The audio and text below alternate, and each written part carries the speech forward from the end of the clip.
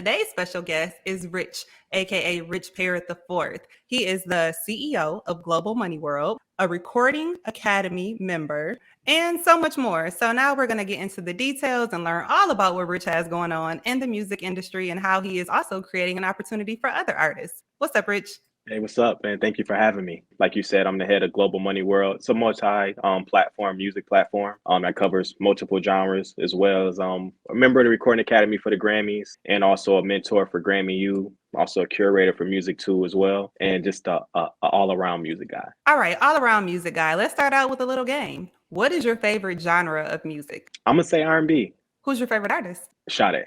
Okay. I was not expecting that, but you a smooth guy, so I could see that. Who is your favorite independent artist? Right now it's this young singer. She kind of has like a nice mix of rap and singing. Her name is BK the Ruler. She's very creative. Like I really enjoy her. But also Pedro Giovanni, like he makes like my anthems, that like my day-to-day music. I listen to him a lot. Let's get into Global Money World. Tell us about your business. Tell us about your brand. I used to make music. Like I just wanted to just make a place where artists who were talented would look at it and think, hey, this is dope. I want to be a part of it. With that intent in mind, I just kind of just created a thing. It just started off hip hop based. Just covering hip hop artists, and then once I got a good taste of that, then like I got into R&B, and then I got into rock music, and then I got into EDM music, and then I got into pop music. With just so many people coming out, I really just started building it with basically daily music reviews, artist interviews, music magazines, Spotify playlists, just different ways of exposing major and independent artists that I enjoy. Right. So all that information is available on your website. Tell them what other type Oh, of content they can find on your website. Oh, definitely. Go to globalmoneyworld.com. Like it's updated daily, and you could just find whatever style of music that you enjoy. You'll be able to find a link to the music, a write up on the music, different magazines. We have a rock, pop, and EDM magazine, as well as a hip hop magazine that we drop quarterly. If you're just a person looking for great music, definitely go there. Go to the Instagram as well, Global Money World on Instagram, and the Twitter, all Global World, but definitely a hub for great music and for great talent. Okay, so what makes great music to you? I feel like the criteria is probably different person to person, but for you, what makes great music? It's so subjective, and that's something that I learned not making music and just doing what I do, is that there's no such thing as a music expert. I like creativity. It's so much music out, way more than people got time for. You can hear the same song from 10 different people these days. So for me, I just love people who just take chances and just give something real and just something that stands out from a plethora of new songs that you'll come across on a daily basis.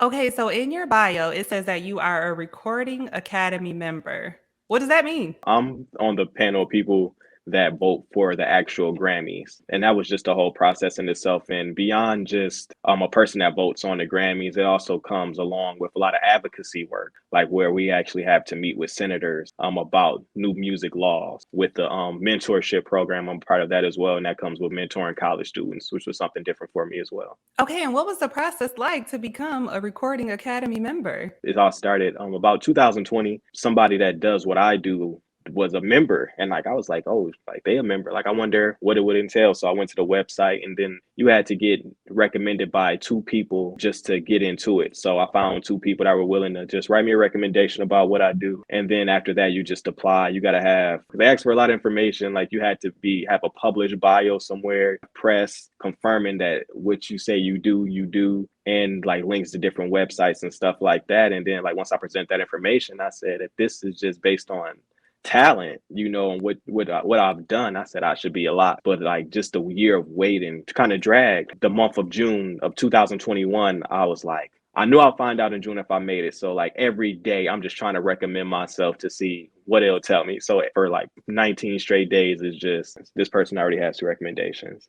And then one day I just checked it, and it said this member is already a Recording Academy member. And so I knew that I got in 2 weeks before I got my official email. And I just remember just calling my mom, and I'm just crying. Like, I just can't believe that I pulled this off, just because, like I said, I used to make music, and I knew I wanted to do music with my life when I was 18. And so just the grind of that could just be so harsh sometimes. And it was like to be validated for something that I just cared about so much. Like, it was very rewarding. Like, it changed my life. I didn't tell anybody that I even applied to be a member. Like I kept that real close. One other person knew. Otherwise, I was just like, I don't want to tell anybody in case it doesn't happen. So you grinded in silence. Yep. In case you Yeah, had to take yeah. an I kept L, you like, I yeah, don't want nobody to know. yeah, exactly. Like I Spare prefer not myself to the speak. embarrassment. Yeah, like I just try not to speak on things until like it's official. Like if I'm speaking on something, it's like it's either happened or it's for sure happening. That's the same approach I take with a lot of things in life. I'm not making a bunch of announcements. I'm just putting in the work behind the scenes. And when I have something that I'm ready to share with the public, we're going to celebrate. You said you had to have recommendations from two different people.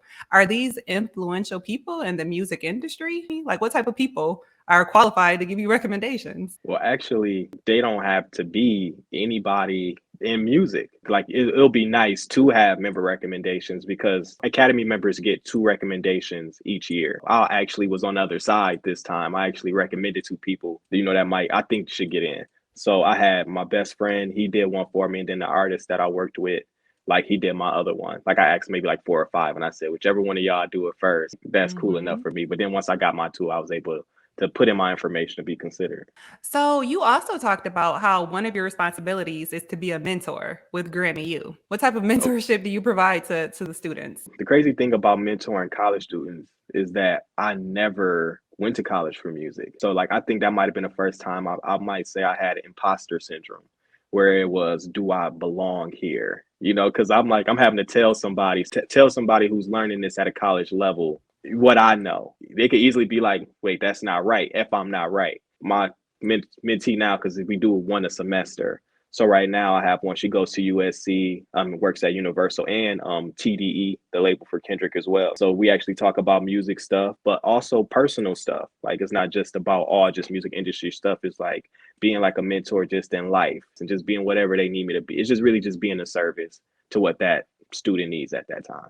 Do you have a mentor for life or business or music? I can't say I have a mentor per se, but I do have people that I can say I've gained influence from through life. We talked a little bit about the Grammys, just the Grammy U piece, but you actually went to the Grammys this Yes. year, which is a major accomplishment. I was watching via Instagram, like, yes, go Richard, so proud of you. But let's talk about that experience. What was that like? I'm trying not to use the word surreal, just because I did with WZZM. That was like the highlight quote, but it was really like surreal. Like I'm here. I was comfortable. Like there's so many thoughts went through my mind. A lot of good things. Where it was I got there and I'm just like, man, I can't believe I'm really here and I'm amongst all these industry people because not anybody could get a ticket. It's not like a thing where I could just go online and get a ticket. Only Academy members and nominees could even get a ticket to get in. So the fact that I was even qualified to get in was great in itself. And then just getting a chance to see everything behind the scenes, meet a lot of great people. It was also a great part of it. I did all of this myself. I don't work for a company that got me here. I made a company that got me here, because I'm talking to people from Apple Music, people from TikTok. I even talked to some people who engineered Kanye West's album Donda. And these are my peers. Just being able just to be there with them and be comfortable. It was just a moment where I just really said to myself, I knew I was great. Like I knew I could pull this off, and I'm so glad to be here. At what point in your life or career did you know you were great? I hear you. I feel you. I say the same thing. I'd be like, I'm not average. Yeah, You can consider yourself average, but I'm not. I'm far from that. I yeah. know what I'm capable of. Like, I'm going to reach my full potential in everything that I want to do.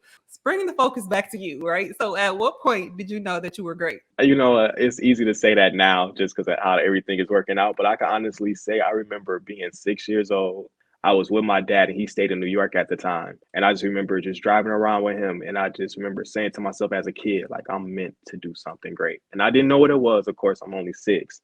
But I would just always just carry that with me. Like, I know I'm meant to do something great. And even through life, even through the hard times, I always knew, like, I'm going to do something great. It just so happened to be music related. I knew I would do something music related by the time I was 17, 18. I was like, I know for a fact I'm doing this with my life.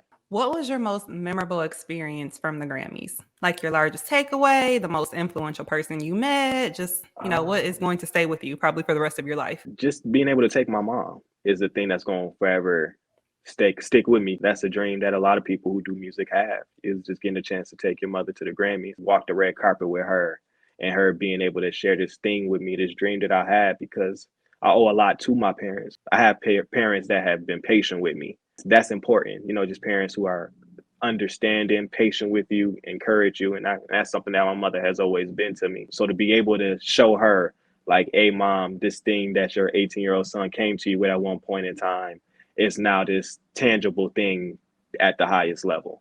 Your story, the bits and pieces that you're sharing with me, are making me think about Kanye West in the Genius documentary. Are you filming any portion of your process? No, Or I actually, I'm not. I've thought about it a couple of times. Maybe at a certain point, I might try to document something. I'm really just trying to be present for it all more than anything, because that's what I'm a biggest fan of. Is more than the results, just the journey of getting there. It's like what I love the most. Cody got Yeah, paid millions to capture yeah. Kanye's story. So if you got a friend, who's available, you might want to consider that.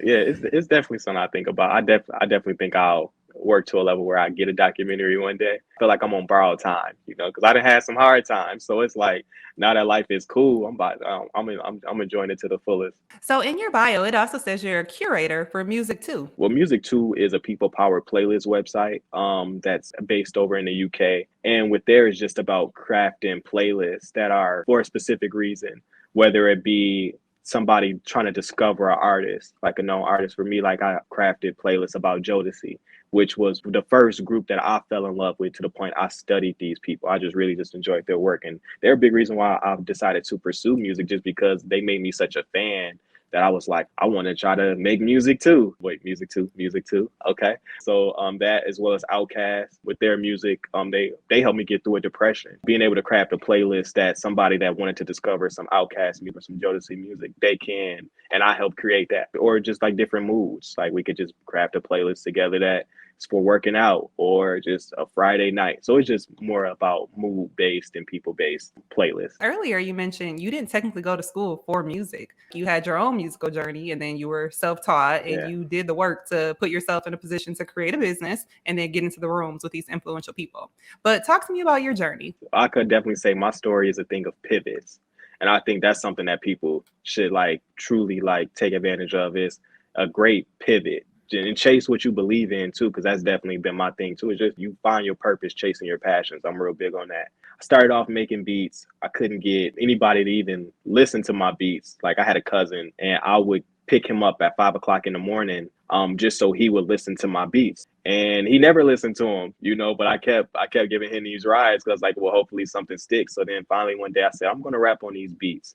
And maybe that might be the answer to this equation. Rapping on them, convince people, hey, this is a mixtape. And hopefully, like, if they didn't like what I was saying, because I wasn't good at rapping at that time, then maybe they'll just like, hey, your rap suck, but here go these beats. But then it turned into, well, if I'm gonna rap, let me take it serious. Rapping to a point where I was like, I want to get signed. I want to get a deal. So I just started coming across any industry contact I could find, emailing anybody I could. I was probably emailing people about like every Monday, different people that I thought that I had a chance with. All I got was no's, no after no after no after no. And I got to a point where I was like, I'm drained. Like, this is not going to happen for me. And like, I had like a day where I was like, I don't know what I'm going to do. I can't wrap my mind around giving up because this is something that I care about so much. So I really don't know what my next step will be. And then I had a dream about Jay-Z saying he started his own thing. Like, nobody believed in him. And so when I started it, originally Global Money was a record label. I started off as a label, finding different acts to distribute through like whole sites, like some place like Submit Hub.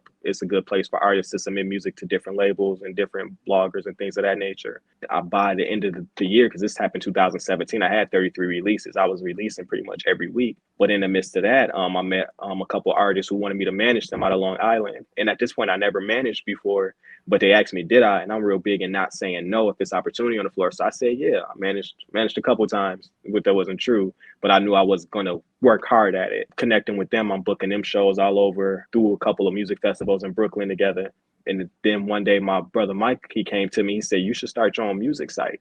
Like, you already got the site, you already got the infrastructure. You should do that. I think that would really help bring awareness to everything else you got going on. It wasn't anything I started for it to be the main thing. It was just something that was supposed to be once a week, but it just worked so fast and instantly that I was like, well, I'm about to start doing this every day. And then the more I did, the more I just started growing it. I grew it piece by piece. So originally I would just cover a hip hop act a day. Then it turned to, well, I'm gonna cover a couple acts a day. Then I'm gonna start covering different genres. And then everything just kind of started coming to me. The next thing you know, every label that I was submitting my own personal music to at one point in time are now submitting all of their releases to me. That was like a very full circle moment for me, where all of these places, like even a company like Reverb Nation, that was the first site I ever submitted my music to or uploaded my music to. And we have a partnership till this day that's been going on for about 3 years where I cover people submit music to me from there.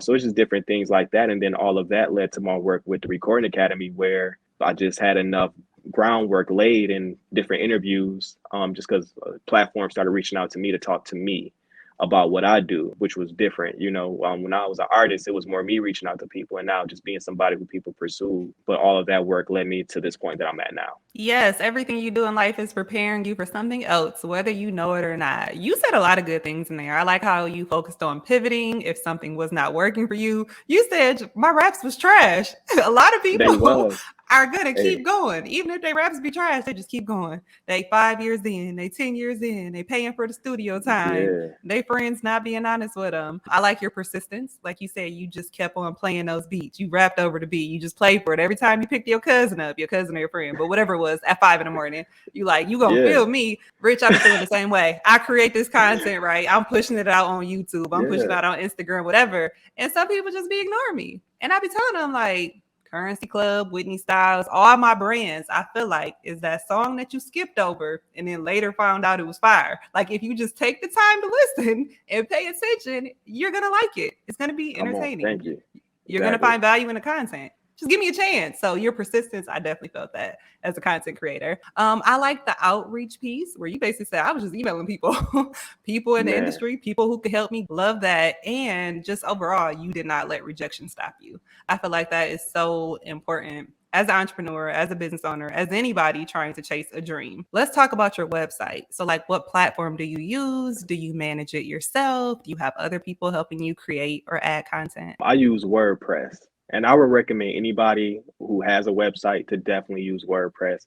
It's very easy to use, and they have a great app that's easy to use as well. And like me, I manage it myself, but as far as content, I do a lot myself, but I also have people that intern for me as well. College kids, who just reach out and want to intern to add content. Okay, so do you pay like a monthly subscription, yearly subscription? Did you pay somebody else to build it out for you, or did you do all of this yourself? I did it myself. It's trial and error. Like most things you could figure out. Like I think that's a big thing that I learned with anything is don't make things beyond yourself. Anything that's in your mind that you're passionate about doing, you could probably do if you just try at it enough. I just built the site myself. I do pay a monthly subscription through the hosting site, which is siteground.com. That's a nice site if you're looking for a site to host you as well. And that's a yearly subscription. And it's about Okay. 200 something dollars. Let's talk about the skills that a person would need to do the type of work you do. Just hard work and consistency. For me, like I didn't go to school for anything that I do. I'm in school now, but that has more to do with film. Otherwise, anything music related, is really just natural talent and just really working at this thing every day. And if you put in, what they say, 10,000 hours, just putting your 10,000 hours, like everything will work out in some capacity. So this is a business for you. How do you make money from Global Money World? People actually pay to submit music to me. Just people just taking the time and be like, I want to pay for your feedback, with the chances that they might make it to the site or a playlist, different partnerships through advertising, affiliate programs as well, and also different sponsored packages for artists as well. If I like a song, hey, with a sponsored post, that comes with an interview or maybe a Spotify playlist on top of being on the site, and you get a spot on the site that will work out for a good 48 hours for you. Just different creative ways to make money, like, because this is what I do full time. Like I don't have another job. This is my job, my life. All right, so is this like money coming in every day? Is this once a week type of payment? Is this once a month? This is every day. This is a company that makes money every day. And I remember when I first started back in 2017, was running it for about a couple months, making about at least $1 a day. If I could make $1 a day, that means that it's possible. Like each thing just shows you how possible the next is. So once I got to a point like, if I could make $1 a day, I know I could start making 10 a day. Then I could start making 100 a day, then maybe 1,000 a day, and then I just started just working at just building it every day to get it to a point where I can pay for my life with this money. So what are the startup costs beyond needing a website? I filed an official LLC before I had a website. Like that was the first thing I did. That cost about a couple hundred to file an LLC through the state. You're definitely going to need a website. That's about another couple hundred as well, because it's such a digital product. I don't have to spend too much money about it. I cover artists, and for me, especially if I'm writing about an artist, my biggest objective is to make the artist that I'm writing about feel good. If you make them feel good, they're definitely going to share it. So they actually handle most of the promotion for me. So I don't have to pay for my own advertising so much just because I cover artists daily. There are different people exposing me to their audiences every day. Do have college students who serve as interns. How do you go about getting interns? They reach out to me. I don't really reach out to people first. Not saying that there's anything wrong with that, because if it's an opportunity that makes sense, I'm reaching out. I'm always going to shoot my shot. I think it's also big to just put your head down and just do the work. Like if you really just work hard, things flow to you. Like the universe will work with you if you're working with it. And most people just reach out through the site asking, hey, am I looking for interns? Is there any way that they could help? I'm flattered that somebody looks at it, because it's just something like, I know I care about this, but the fact that it's something that people care about and take serious as well. It's like, yeah, I could definitely use some help. Yeah, you could do this, giving them their own email account, through my site as well,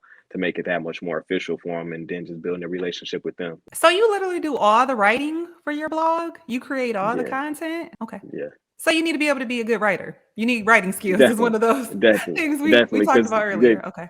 I think that's just something I just naturally had a knack at, was writing. Just growing up, well, I was on punishment a lot as a kid. I couldn't play my PlayStation, but I had always had a notebook and a pen. So like that was like probably like my first time even writing. And then getting into poetry too, writing poetry in high school. Then of course taking that to writing songs, writing lyrics. It's like, so I kind of just always just had a natural knack for writing. So when it comes to this, it's just such a natural flow, but it's still no technical thing for me. Like I try to write about people in songs like I'm giving a speech where I'm introducing them to the world, is how I look at it. So I'm going to write this in a way that you know who they are, you get excited about them, and it's from the heart. I feel like if you come from the heart, people feel it from the heart as well. So I want to talk to you about marketing next, because you said some of the opportunities that have been presented to you are other people reaching out to you. So you must be doing something right to get your brand out there, to get your name out there. You mentioned how some of the people you work with are just really excited to work with you, so they spread the word. So obviously that's word of mouth. What other tips do you have for marketing a blog? It's starting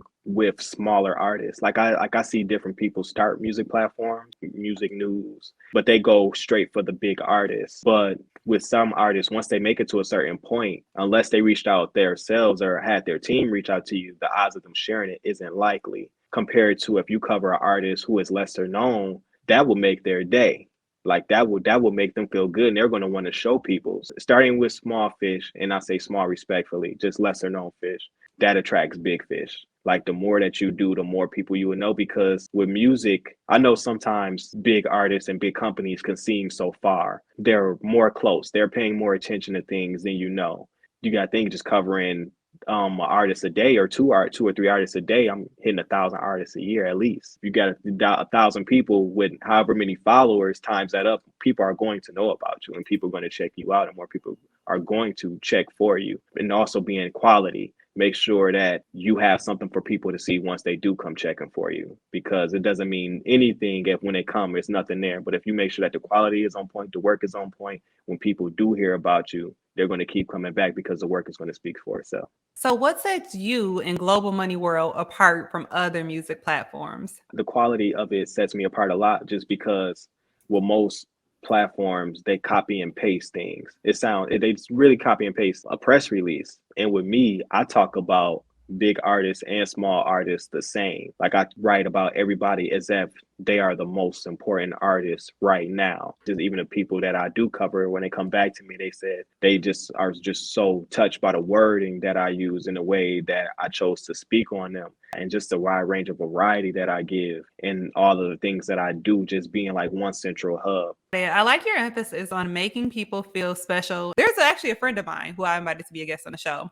And when I reached out, she said, little old me. I said, little old you is important. You add value to the Yeah, world. You're inspirational. You have a story that the world needs to hear. So, yes, I want you to be a guest on the Currency Club. So, I just said that to say, I feel like everybody is special in their own way, and everybody deserves definitely. that. I want to switch it up and play a little game. This first game is called I'm a Hustler. What is the craziest thing you've ever done for money? Legally, It's your is world, whatever you want to share.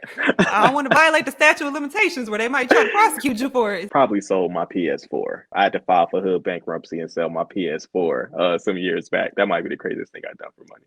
If you come up with $10,000 in 48 hours, 2 days, What would you do to get that money? So look, the reason I asked this question is because most people who tapped into the culture, they like power, right? They like Yeah, the Tariq version, the Ghost version, whatever. Tariq always had to come up with these crazy amounts of money to pay his yeah. lawyer, to pay the plug, whatever. And I was like, that's a good question. Tariq, he gets this bag every time. I'm definitely power aligned with my answer as far as it wouldn't be something legal. I'll probably rob a drug dealer. Okay. That was probably something I would do. But this is Okay. all hypothetical. This isn't real. He does But not yeah. promote violence or Yeah, I does theft not promote by any violence. This is means. I'm not speaking from anything. This is just hypothetical. Yeah, that's a quick come up. It's a little Yeah. dangerous. You might not walk out That's of what I'm there. saying. You might be limping out of there if you make it out at all. So it's a little dangerous for him, but Yeah, because I'm like, they can't call the police. You know what I'm saying? So that might be a little lick right there. a lot of people actually have a hard time answering that question, which is fine because it's the perfect setup for my next segment. So, what Uh-huh. is your greatest challenge with running this music platform? Is the demand of it.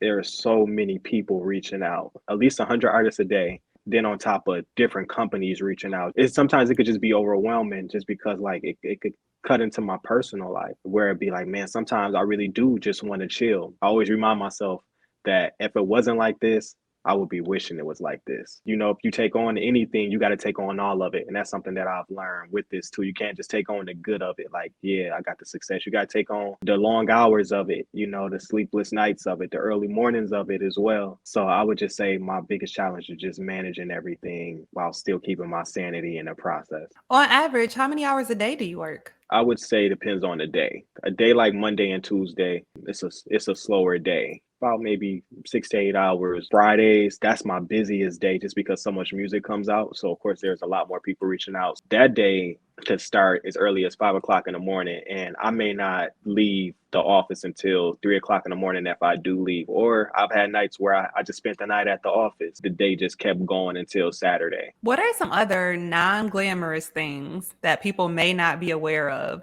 that come along with the type of work that you do? Friday, for example, like that's my busiest day. The average person gets out of work for the weekend on Friday. So on a day where a lot of people chilling, I'm like stuck working. Not saying stuck like it's a bad thing, but just this is where you got to come in. And plus being independent, it's been times where it's like, okay, things are slow. What am I going to do? Because I've been independent, full independent. This is my only income for about a year and a half now. Entrepreneurship full time is definitely a grind because at least with a job, every 2 weeks, this is what my check should look like compared to I don't know what this day holds for me. I know what it should be. I can have a good estimate, but you never really know. So it's just dealing with the pressure of that and still creating at the same time. That is definitely a grind. So, do you set goals for yourself? Like, I want to make $300 a day because if I get this $300+ a day, that's 100,000 a year. Like, do you set financial goals for yourself as an entrepreneur? I could say that's a good one because that's something that like I definitely have thought about. I can't say I fully do that, but I do have my days where it'd be like I'm not leaving the office until I get this amount of money to pay for this. And those are the days that I make it happen too. I could definitely say being intentional with my time and my work definitely pays off. I watched your WZZM 13 Yeah, yeah, interview yeah. and I want to get into some personal things now. In your interview, you said you were homeless and didn't have a car at one point in your Yeah. life. Like, obviously, it's a rough patch in your life. Was that Mhm. when you had first started the business, before the business? Was this your It inspiration was to really actually like take charge and do things for yourself? Yeah, I would definitely say that. It was before I started the company because it was about maybe 6, 7 months where that was my reality where I was homeless. I didn't have a car. So, I'm couch surfing, having my days where I get dressed at work, and nobody knew. None of my coworkers knew, only a few of my friends knew. So like I had clothes at my locker at work, brushing my teeth, in the morning at work, and all that stuff. But it was I just knew I was going through that for a reason. That's kind of why I felt the pressure when I was making music. Like I need somebody to sign me because I wanted somebody to save my life. Hey, my situation is rough. I just need just one great opportunity to change things around. But I could say my life honestly changed when I decided I'm going to save my own life.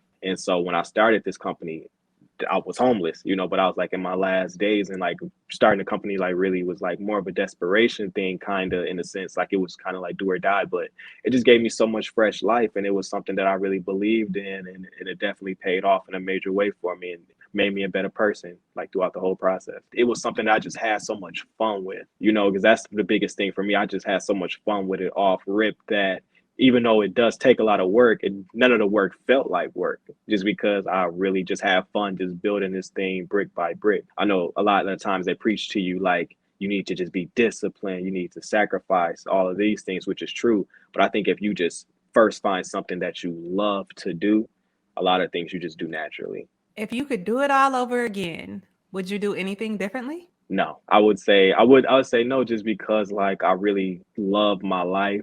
I love everything that I've done for myself, and I just have such an excitement for life. I just can't wait to see what the day holds for me. Like sometimes I just wake up so excited. Nothing may happen that day, but I'm just so excited to find out. And I'm even excited for the things that I have yet to do and things that I might do in the future that I don't even know I'm going to be passionate about one day. What advice would you give to someone else who's interested in creating a blog similar to yours, working with artists the way that you do? If you got a passion for it, just do it. Like, don't get so wrapped up in the planning of it. Study long, study wrong. You'll just be so busy with the doing of it that you don't have time to worry about yourself. And don't doubt yourself. The world already, doubts you. So why would you add to that list of people? You are you. Like you said, everybody is special. It's only one you. Like that's special enough. So just give your all to it. Love the process of it. If you just work hard at it, you could do anything. So let's switch it up. Let's promote some Black businesses. This game is called For the Culture.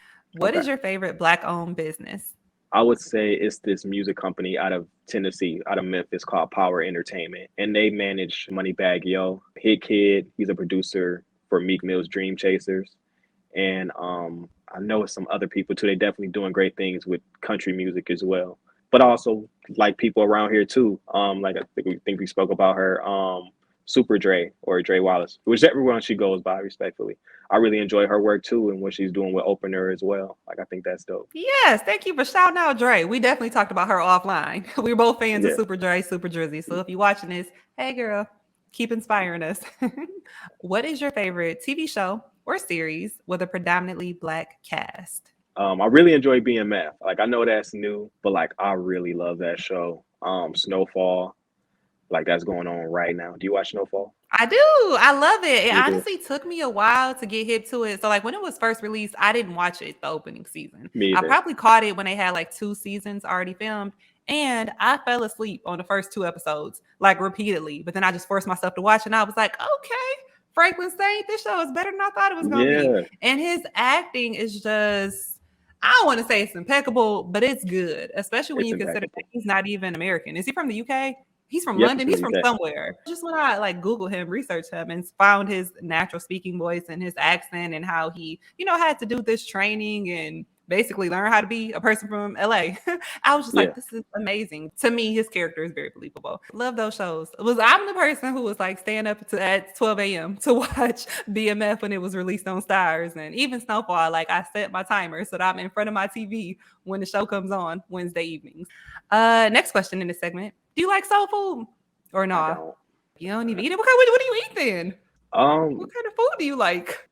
I enjoy Chinese food a lot. Chinese food is like my number one, but also like I really love tacos. Taco Tuesday is one of my favorite days. Soul food, it just feels so greasy to me It is. that I don't. It's Yeah, it is gluttonous, just like but I love it. I do enjoy a good dressing though. I love a good dressing. So the next thing I want to do is talk to you about networking. You probably like, girl, this off script. Where you even get this from? But it was something I wanted to ask you about earlier when you were talking about being at the Grammys and being in the room with these people and making connections. What is your best tip for networking? I would say just being professional and being a good person. Like being a good person gets you very far. If you're a good person, you could go in a lot of rooms when you're just a great person to deal with, where they know this, I have a great experience talking to this person. Compared to you might come across standoffish or something like that, or you're not careful with your wording.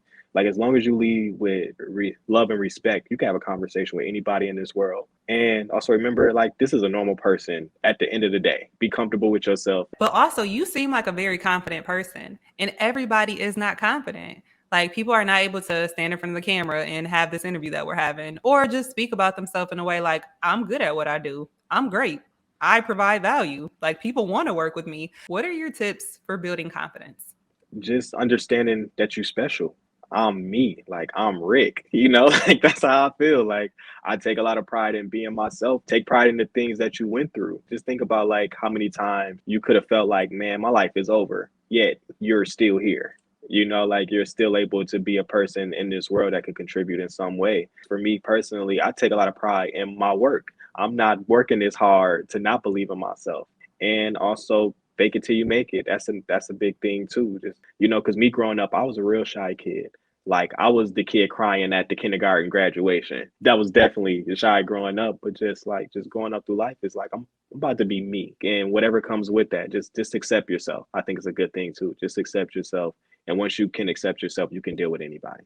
What is your greatest accomplishment related to your business? Becoming a member of the Recording Academy, even though like having my own company and like being like able to pay my bills with this thing, it still can leave some type of doubt for anybody, just because it's like, well, yeah, you're doing this now, but what else compared to like being like a part of the Grammys? I'm a part of the biggest thing of my industry. You can't tell me nothing. Like whether you think I'm doing it or not, by a panel of my peers, I'm doing it to this level.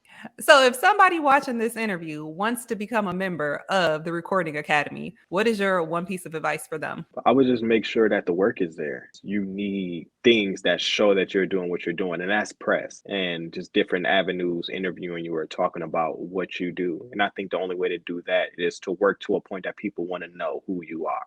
So, what interview have you done, or like what piece of press has gotten you the most influence and favor? I would say my first one kind of was the one where people were kind of taking notice to me, and that was with Voyage LA. That was a great one, and that was the first one. Like, wait, he's doing what? Because I'm from Michigan. Like, oh wait, so he's paying attention to you out in California. Did another one with Buzz LA as well. That was a great one. That was probably my third one, where it's just like, okay, like he's getting consistent press. Even just recently, the WZZM 13, I would say that was something that really broke me out locally. And that was the first time like people locally on a grand scale heard about me. And like so many people from high school reaching out to me. And, they made fun of me for being in band, when I was in high school. So now to be like, man, that's so dope, man. It's like, is it? Is it now? Okay, cool. So, what song or album instantly puts you in a good mood? I would say Pedro Giovanni, Big Bossin, Volume 1. That's Okay. one that I could just play in the whip and like I feel good today. Any other ones? The Smiths, I like they have like a nice like album that just has like a greatest hits for them. That's something that I like because rock music it has such a big feel to it. Tina Turner's Private Dancer album, like I really like Tina Turner a lot. You just hear so much pride in her music, and you could really just tell that she's just giving her all. That's something that resonates with me too. So that's definitely on my list. So, I just want to thank you for your time and everything that you shared with your work experiences, your personal experiences, advice for other people trying to get into the industry. Leave the viewers with an inspirational message. Okay, so this is a quote that I live by and that I truly believe in. They say the goodness in life comes to those who believe. So I believe. And if people want to connect with you, where can they find you? Instagram at Astro Parrot, and also the Global Money World, and check out the site globalmoneyworld.com. Thank you so much for your time. And I want to encourage you to hit the subscribe button to join the club. Yep. And thank you to you for the opportunity.